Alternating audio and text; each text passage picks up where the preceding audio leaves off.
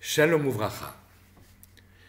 Je me souviens, il y a bientôt 16 ans, lorsque l'un de mes petits-fils a atteint l'âge de 3 ans, indépendamment de la halaké, la coupe de cheveux traditionnelle, j'ai assisté à une cérémonie tout à fait particulière. Son père l'a pris dans ses bras, l'a enveloppé dans un talit en lui recouvrant la tête, pour que de la maison jusqu'au cheder, jusqu'à cette classe dans laquelle il est rentré maintenant pour faire son apprentissage, il ne voit rien qui ne soit pas convenable.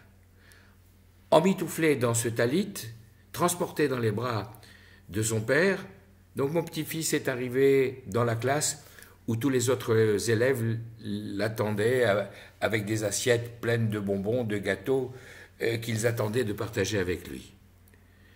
Arrivé dans la classe, on lui a retiré le talet de devant les yeux et il a vu ce spectacle, le Rebbe, son maître, là, devant le tableau, les élèves assis à leur place, sagement, en train de l'attendre. Le maître s'est avancé vers lui avec une feuille en plastique sur laquelle étaient inscrites toutes les lettres de l'alphabet. Et le maître a mis une goutte de miel sur la lettre en lui disant « ça c'est le Aleph ».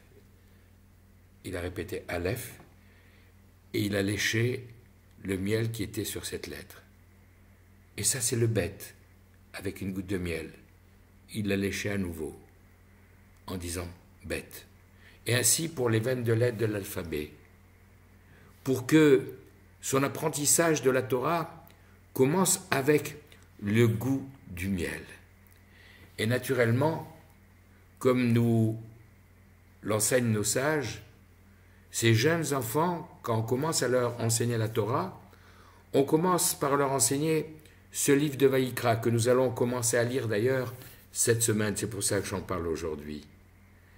Car nos sages nous disent que viennent ces enfants qui sont purs pour étudier les sujets de la pureté des sacrifices, de ce qui permet de se rapprocher de Akadosh Baruch Hu, du Saint béni soit-il. À ce propos, on raconte l'histoire du Tzemar Tzedek, le troisième des rabbanim de la lignée Chabad, qui lorsqu'il a eu ses 3 ans et qu'il a participé à cette cérémonie, était conduit par son grand-père, l'Admour HaZaken, le Baal HaTanya, le fondateur de la lignée. Il amenait son petit-fils et lorsque l'enfant, après cette cérémonie, a vu dans le Chumash le premier mot de cette paracha Vaïkra, le mot Vaïkra, Dieu a appelé Moshe,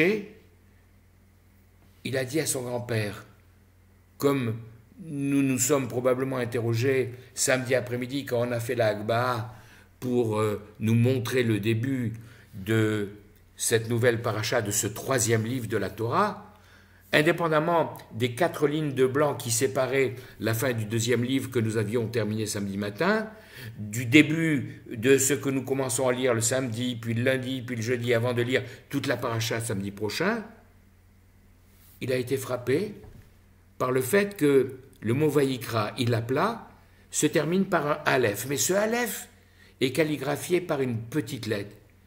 Papy, demanda-t-il, pourquoi le Aleph est-il plus petit que les autres lettres? Et le grand-père de sourire en lui disant, parce que ce petit Aleph symbolise Moshe Rabbeinu et sa anava, sa modestie. La Torah nous dit d'ailleurs, Vaïsh Moshe Anav. Moshe, ce grand homme, était humble. Mais je ne contente pas de dire Anav. Elle rajoute immédiatement Meod, énormément. Et ça ne suffit pas.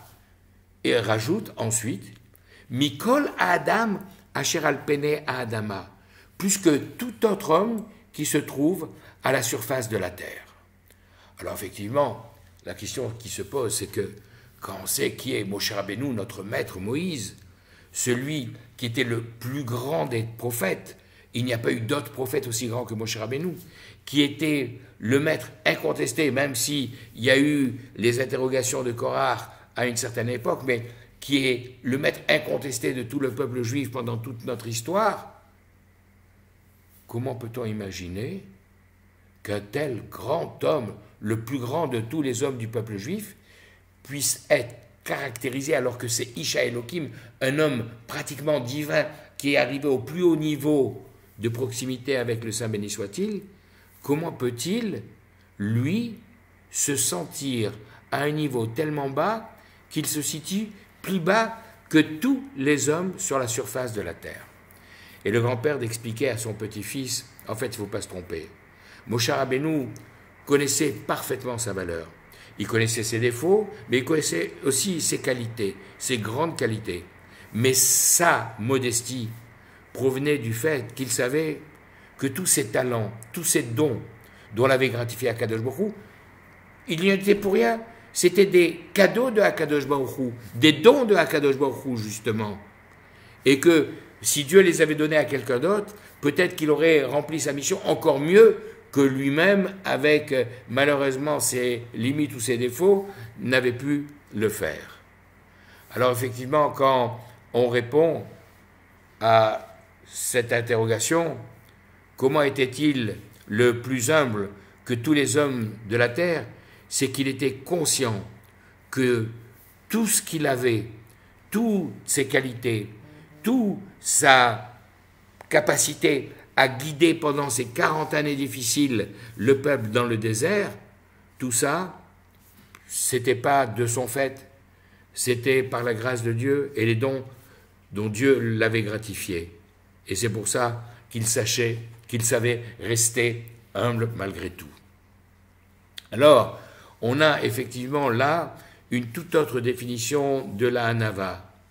Celui qui malheureusement, au niveau de l'échelle intellectuelle ou sociale, est tout à fait en bas, celui qui est balayeur des rues, qui est là en train de s'appuyer sur son balai, bien sûr qu'il est modeste, parce qu'il n'a pas de quoi être fier. De quoi va-t-il être fier? Si ce n'est d'accomplir sa mission naturellement. Et lorsqu'on parlerait de lui dans la Torah, Anav, on l'écrira d'ailleurs sans le Yud. Mais celui qui, comme Moshe, a toutes les raisons d'être fier, d'être en haut de l'échelle, et pourtant de savoir baisser la tête, lui méritera le Yud, la petite lettre, pour justement montrer que malgré ses qualités, malgré ses dons dont il est conscient, il sait baisser la tête pour savoir reconnaître que tout ce qu'il a, ça vient uniquement de Akadosh Baruch Hu. Donc voilà cette première leçon que nous recevons dès le premier mot de ce troisième livre de la Torah que nous lisons à partir de cette semaine. Et je voulais dédier cette étude, cette réflexion, à l'élévation de la mémoire de mon beau-frère Pierre Yosef, fils de Binyamin et Aziza Alouche, dont ce dimanche soir et lundi 27 Adar est le deuxième anniversaire de la Pétira. Leilou Nishmato, que ce soit pour l'élévation de son âme, que son âme soit inscrite dans le faisceau de la vie, et je nous souhaite à chacun d'entre nous de pouvoir, en se rapprochant de Pessah qui arrive maintenant très bientôt avec Rosh Chodesh cette semaine, Rosh Chodesh Nissan dont on a parlé ce Shabbat dans le deuxième Sefer Torah, Chodesh Hazeh, Rosh HaChodashim, c'est le début de tous les mois, et chaque jour de ce mois, c'est un début de mois, un début de renouvellement que nous devons avoir pour justement maintenant, comme des enfants qui naissent, revenir à la vie, et espérons amener la Géoula, la libération au Mashiach Tzidkenu, et retrouver tous nos chers êtres qui ont disparu. À bientôt.